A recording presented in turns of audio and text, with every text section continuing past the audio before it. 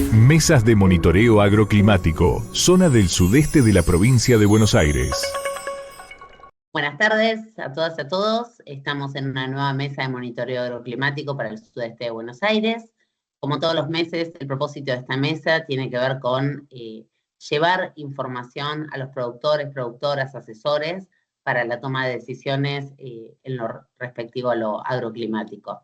Estamos en un momento bastante importante a nivel productivo porque estamos, por un lado, en el cierre de lo que es la campaña de cultivos de verano.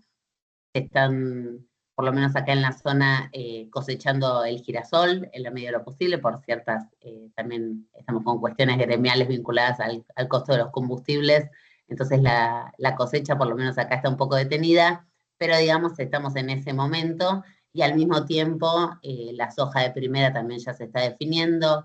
La soja de segunda dio un gran repunte vinculado a lo que vamos a tratar hoy, que tiene que ver con un cambio bastante abrupto entre lo que fue ese febrero tan seco y principios de marzo y una fuerte revertida en la situación vinculada a las lluvias a partir de marzo.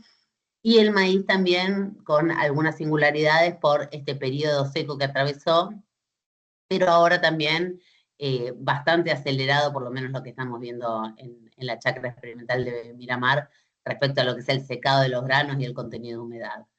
Eh, bueno, un poco vamos a revisar esas condiciones y también vamos a aprovechar para hacer esa segunda parte que tiene que ver con unir esta información de monitoreo con lo que tiene que ver con los pronósticos. Entonces, le voy a dar la palabra a María del Rosario Iturralde. Ella es parte de la estación experimental de Balcarce en la agencia de Olavarría. Así que, Rosario, te doy la palabra.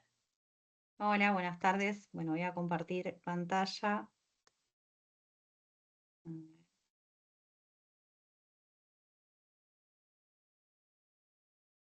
Me avisan si ya estoy compartiendo.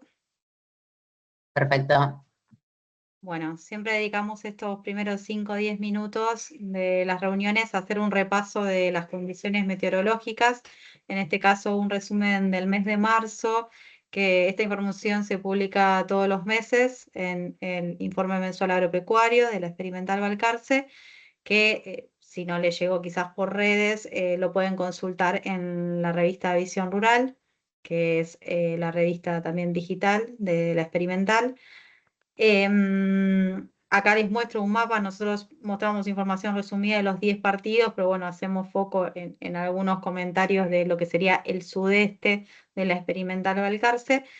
En el mes de marzo, la temperatura media del territorio fue 19,2 grados centígrados. En general, las máximas media y la mínima media fueron valores relativamente similares a los datos históricos. Los datos históricos nosotros los tenemos por estaciones de referencia del INTA, del Servicio Meteorológico Nacional y del Ministerio de Desarrollo Agrario, que cuentan con estaciones automáticas y estaciones también convencionales donde hay observadores que toman los datos, y bueno, esto siempre tiene una gran relevancia para poder hacer análisis en todo lo que sea elaboración de pronósticos, pero para también hacer análisis de lo que fue pasando en la campaña. Así que lo que podríamos decir que en marzo, en términos de temperatura, fue relativamente valores similares a los datos históricos. Y en términos de lluvias, la media para toda la región en el mes de marzo fue 155 milímetros. Quizás si tomamos los partidos más hacia el sudeste fue un poco menos, 120, 120, 25.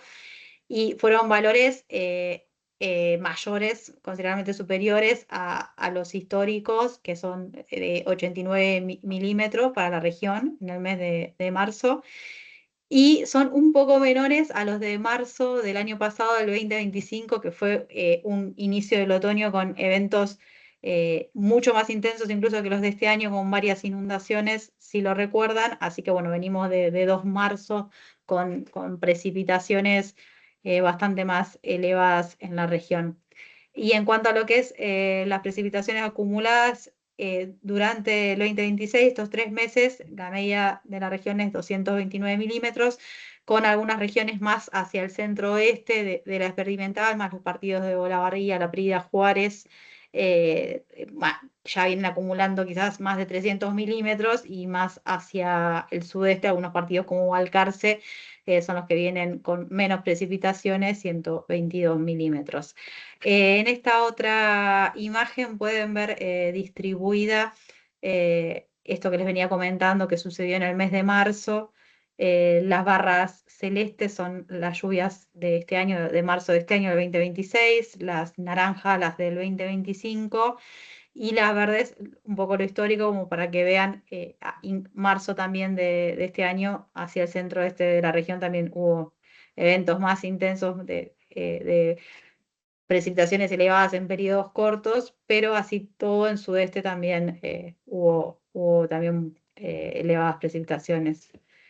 Esto también se puede ver en las imágenes que mostramos siempre. Este es un modelo que elabora INTA en Castelar, de porcentaje de agua en el suelo, que toma varias variables como los tipos de suelo, las precipitaciones ocurridas. Bueno, pueden ingresar a la página de CEPA y ver algunos detalles, pero como ven, marzo comenzó con un bajo porcentaje de agua en el suelo en prácticamente toda la región del área de influencia, y ya para el 20 de marzo los distintos eventos de lluvias incrementaron hasta lo que sería el 31 de marzo, que incluso hacia el centro-oeste hubo zonas inundadas, anegadas, pero bueno, varias, sobre todo el partido de Olavarría tuvo un área bastante inundada, y lo que es el sudeste, la cosecha de girasol, como decía María, además de cuestiones logísticas, también en algunos campos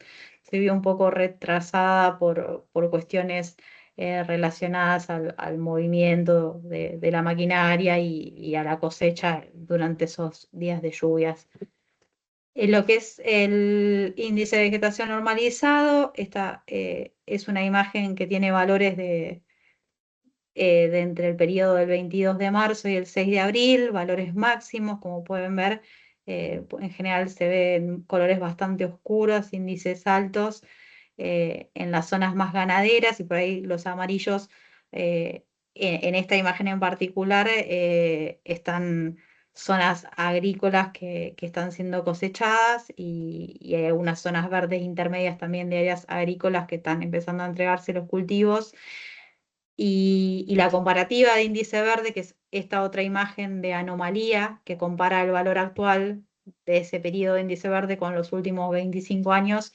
Hay una escala acá a la izquierda a nivel inferior, donde podemos ver que predomina una situación similar al promedio, pero más hacia el centro-oeste, valores mayores debido a las elevadas precipitaciones, y que hubo crecimiento sobre todo de la zona ganadera de recursos forrajeros, y en algunas zonas de Tandil o Alcarce se ven valores un poco más bajos relacionados al impacto un poco que tuvieron los meses secos en zonas un poco más agrícolas. El estado general de los sistemas, que nosotros siempre tratamos de darle una calificación, es de regular a bueno. La realidad es que los cultivos de verano sufrieron mucho la sequía durante el periodo crítico, impactó en el rendimiento. Si bien hay una variabilidad relacionada a la disponibilidad de agua que tuvieron los cultivos en distintos ambientes, porque la campaña de verano empezó con agua en el suelo, con buena acumulación de agua. Esas primeras lluvias, los primeros meses de la campaña, fueron clave en suelos que por ahí tenían más capacidad de almacenaje en la posterior performance. La realidad es que durante el periodo crítico no hubo lluvias, algunos ambientes lo sufrieron mucho. Y sí, también como decía María, las lluvias de marzo en algunos lotes, por ejemplo de sojas de segunda, pudieron algunos repuntar un poco, y otros cultivos forrajeros como por ejemplo el sorgo, que se los veía muy castigado en febrero, tuvieron como una recuperación bastante notable hacia fin del mes de marzo. Así que bueno, yo dejo de compartir y cualquier duda lo charlamos al final. Ahí está. Buenísimo, Rosario, muchas gracias. Entonces, sí, acá estamos un poco pendientes eso de la posible recuperación de la soja de segunda y también de ver que las temperaturas se comporten dentro de todo amablemente para que continúe el proceso fotosintético lo más que se pueda, ¿no? Un poco esa es la situación. Bueno, si les parece, le damos entonces lugar a Florencia Iacobane para que Flor nos hables un poco de cuáles son las perspectivas y los pronósticos a corto, mediano y largo plazo. Hola, ¿cómo están? Bueno, les voy a pasar a compartir la presentación del día de hoy con respecto a lo que puede ocurrir en los próximos días o meses en la región, ¿sí? Espero que se esté viendo bien. Entonces, primero, ¿sí? Veamos cómo es el estado actual de los forzantes, ¿sí? Sabemos que uno de los forzantes que más nos interesa conocer es el fenómeno de Lenzo, ¿sí? El niño o la línea. Como podemos ver en estos paneles, las condiciones actuales de cómo son, cómo es el comportamiento del Pacífico ecuatorial, estamos viendo que las anomalías de esta temperatura, es decir, que queremos ver cuánto se aparta de las condiciones medias la temperatura superficial del mar, vemos que están un poco frías, pero ya recuperando las condiciones más bien climáticas, ¿sí? Y si lo vemos en el panel de la derecha, cuando vemos la serie temporal del índice que lo tiene asociado, vemos que para lo que era el 12 de abril, tiene un valor de este índice de menos 0,27. Esto lo que nos está indicando es que estamos en condiciones neutrales, ¿sí? No estamos ni en etapa de el niño ni la niña, que es lo que venía pasando el mes anterior y lo que también se pronosticaba para el mes de abril. Y en cuanto al SAM, que es lo que nos representa las condiciones que están sucediendo en la zona polar del hemisferio sur, ¿sí? En la zona de la Antártida, el índice, tanto para el pronóstico, para los observados de el norteamericano y el Servicio Meteorológico de Australia, lo que nos indica es que también este forzante se encuentra en condiciones neutrales, ¿sí? No tenemos condiciones en la atmósfera que estén alterando para tener fase positiva o negativa. Entonces seguimos como veníamos el mes pasado, que es también lo que se pronosticaba. Pero veamos qué es lo que va a pasar en los próximos meses o en los próximos trimestres.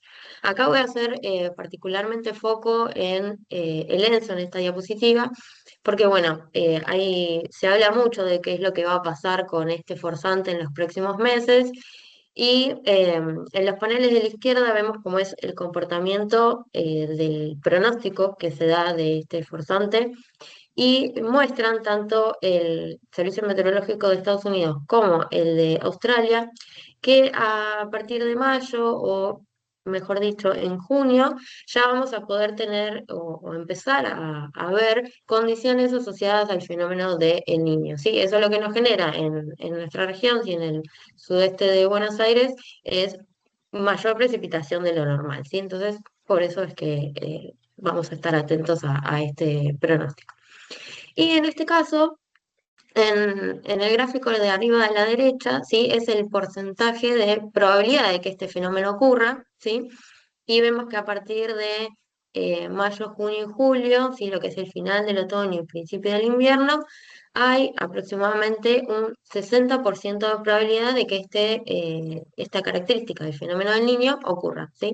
Mientras tanto, para lo que son los meses de marzo, abril y mayo, y abril, mayo, junio, la probabilidad de tener eventos neutros, ¿sí? Es superior a un 80%. Pero bueno, a partir del otoño y principio de invierno, ya la probabilidad de tener eventos en niño es mayor. Y cuando hablamos también del niño, muchas veces se hace referencia a cómo va a ser este evento, si va a ser un evento débil, moderado, fuerte o muy fuerte, ¿sí?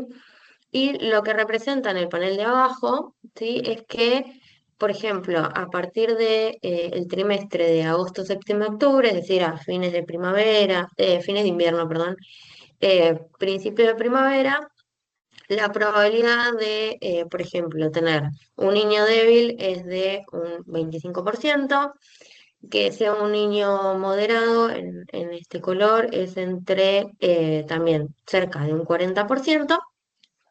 Y ya para tener un niño fuerte o muy fuerte, la probabilidad se reduce entre un 5 y un 25%, ¿sí? Lo que es importante mencionar es que si bien se puede dar un evento fuerte o muy fuerte del niño, no necesariamente el impacto que tenga en nuestra región va a ser de la misma magnitud, ¿sí? Pero es importante hacer un seguimiento. Y si vemos los otros forzantes, bueno, si vemos lo que pasa en la zona polar del hemisferio sur, prevalecen también las condiciones neutrales, ¿sí? Se puede ver como este es un forzante que tiene una escala subestacional, así que hay que mirarla o día a día o mes a mes. Lo que es a partir, por ejemplo, del 19 de abril, puede llegar a tener condiciones de forzante positivo, pero en general prevalecen las condiciones neutras en ambas figuras, ¿sí? Y con respecto también al dipolo del Océano Índico, este también lo quiero mencionar a partir de ahora, porque si bien se encuentra en condiciones neutrales, ¿sí? Desde que tiene su pico máximo en septiembre, octubre, ya después empieza a estar más bien en condiciones neutrales, em, este forzante generalmente a partir de mayo, junio, empieza a trabajar en fase con el niño, ¿sí? Es decir, si tenemos condiciones del niño, el dipolo del Océano Índico también va a tener una fase positiva, ¿sí? O sea, si hay un calentamiento en el Pacífico, vamos a tener un calentamiento en el Océano Índico. Entonces, para los próximos meses también vamos a ver cómo es el comportamiento, pero hasta junio parece estar en condiciones neutrales. Y entonces, en función de todo lo que estamos hablando del pronóstico de los forzantes, veamos cómo va a ser el pronóstico semanal y trimestral de la precipitación. El servicio meteorológico lo que pronostica para las últimas 2 semanas de abril son condiciones de anomalías positivas de precipitación en lo que es el sudeste de la provincia de Buenos Aires, ¿sí? Principalmente para la semana del 14 al 20 de abril, es decir, se esperan mayores precipitaciones de lo normal. Y en cuanto al pronóstico trimestral para los meses abril, mayo y junio, también se esperan condiciones de mayor precipitación con una probabilidad de que esto ocurra entre un 40 y un 45%, ¿sí? Y si vemos el modelo del IRI, también se pronostica en menor medida, ¿sí?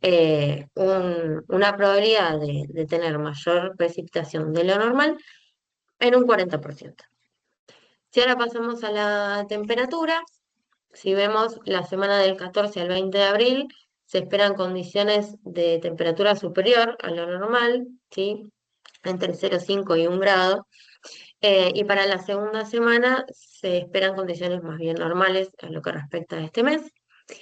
Y como estamos en un contexto de cambio climático, no nos sorprendería esperar que la probabilidad de tener temperaturas para el trimestre abril, mayo, junio sean superiores a las normales, entre un 40 y un 45% en el sudeste de Buenos Aires, lo mismo para el pronóstico internacional. Y si ahora vemos lo que ocurre a una escala más chica, ¿sí? Es decir, qué es lo que se espera que ocurra en los próximos días, ¿sí? En este caso me centré en la estación de Tandil, en la localidad de Tandil, y para el miércoles 15 hay una probabilidad entre un 40 y un 70% de tener precipitación, ¿sí? Que haya tormentas aisladas en la región, ¿sí? Y se espera también que para el jueves y para el domingo también se esperan probabilidad de precipitación, ¿sí? Y los valores de temperatura no van a ser tan bajos hasta el sábado, sí tenemos valores de temperatura máxima de 23, pero a partir del domingo vemos que la temperatura mínima y la máxima empiezan a descender, lo cual es esperable porque estamos en el otoño, ¿sí? Con respecto al pronóstico que da Meteorred, también se esperan precipitaciones a partir del 15 de abril, ¿sí? Lo que es el fin de semana y principio de la semana siguiente, también con disminución de la temperatura tanto máxima como mínima. Y si vemos el Windy, Sí, en este caso tenemos el modelo europeo, el modelo norteamericano y el alemán.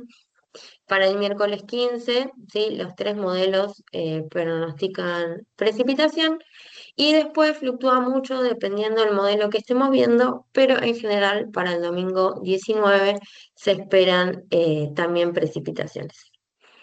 Entonces, a modo de resumen, bueno, les cuento que los forzantes, los que mostraron hasta ahora y lo que va a ocurrir en el mes de abril, son estas condiciones neutrales, pero para fines de otoño ya se empiezan a ver condiciones de El Niño y eventos positivos de lo que ocurre en el Pacífico, en el Océano Índico, perdón. En cuanto al pronóstico trimestral, hay una probabilidad entre un 40 y un 45% de tener precipitaciones y temperatura por encima de lo normal.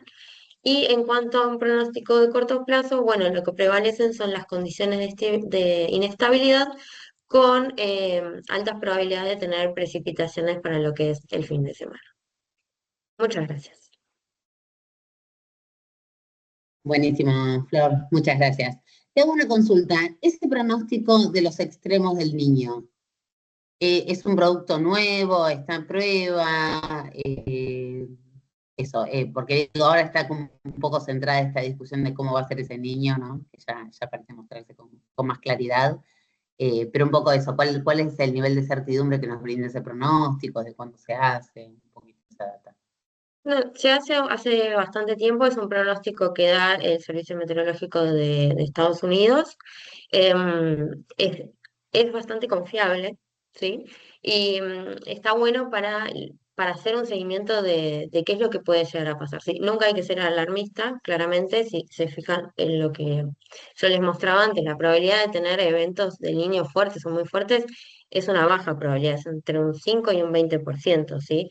La probabilidad más alta es para tener eventos en niño, en condiciones, digo, débil o moderado, esa ya había entre un 25 y un 40%. em, pero sí, es una fuente de información también que se puede tomar para poder hacer el seguimiento de cómo es este forzante. Sí. Excelente. Y la otra cosa que quería recuperar de tu exposición es a nivel pedagógico, ¿no? Como que aprendamos o que recuperemos de Flor esa cuestión de la lectura de las múltiples fuentes de información. Me gusta, yo uso un poco ese método también, que es primero consultar el Servicio Meteorológico Nacional y después ir a ver qué otras cosas o qué otro detalle nos puede dar, otros pronósticos, otros modelos, para buscar cuáles son las convergencias, dónde está la seguridad del dato y dónde hay mayor dispersión en la información. Entonces esto como después el cotidiano, digamos, de las labores agrícolas, las seguimos cada uno en su campo, en su lote o con los territorios que tiene que observar, es bueno tener esa gimnasia, digamos, de buscar diferentes fuentes de información y apuntar a eso, hacia dónde está la convergencia.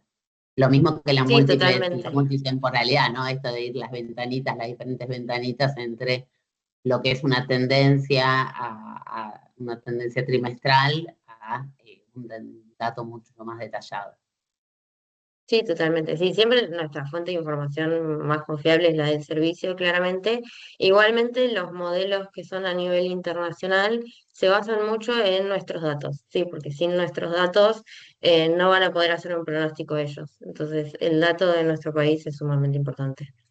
Bien, y también por ahí para cerrar un poco esta mesa, traigo lo que hablábamos un poquito fuera de cámara, que tiene que ver con esto que decís, de la importancia de los datos que provienen especialmente del Servicio Meteorológico Nacional, de las estaciones convencionales, que son datos fiables, son como los datos bases sobre los que se anclan los modelos para correr, y que son datos sumamente importantes. Nuestro uso es específicamente agropecuario, pero hablábamos de la multiplicidad de usos y aplicación que tienen estos datos, la importancia del cuidado de esos datos, y el cuidado de estos datos va de la mano del cuidado de los puestos de trabajo de los y las observadores meteorológicos y quienes velan por esa toma del dato meteorológico. Así que bueno, un poco como compartir nuestra alerta ante esa situación, que sabemos que es de inestabilidad, y siempre hacer fuerza, digamos, hacia la usabilidad de la información, para que seguro conduce a mejores tomas de decisión. Así que bueno, si les parece, dejamos acá, les agradecemos a todos y nos encontramos el próximo mes.